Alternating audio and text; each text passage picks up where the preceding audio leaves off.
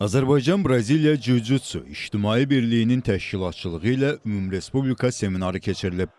Seminarda açılış sözü ilə çıxış edən İctimai Birliyin təsisçisi və Braziliya Jiu-Jitsu döyüş sənətinin Azərbaycanda banisi Taleh Həsənov bu idman növünün vacib məqamları barədə məlumat verib. İctimai Birliyin prezidenti Agil Acalov isə mütəmadi təşkil olunan seminarların əhəmiyyətindən və bu idman növünün Azərbaycanda inkişaf perspektivləri haqqında danışıb.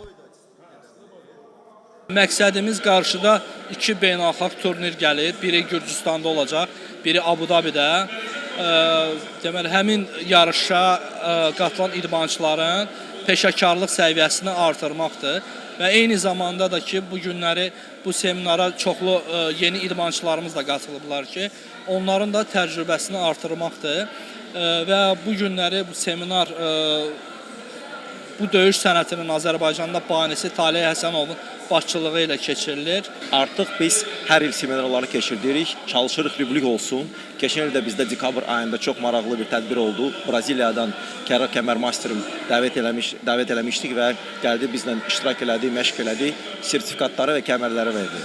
Bugün də çox maraqlı tədbirdir və planlaşdırırıq bu belə tədbirləri davam edəcək gələcəkdə. Seminarda İctimai Birliyin klub və filiallarından olan idmançılar iştirak ediblər. Tədbirdə idmançılar göstərdikləri nəticələrə görə kəmər dərəcələri alıblar. Gəray Qiyasov, Vidadi Yusifli, Real.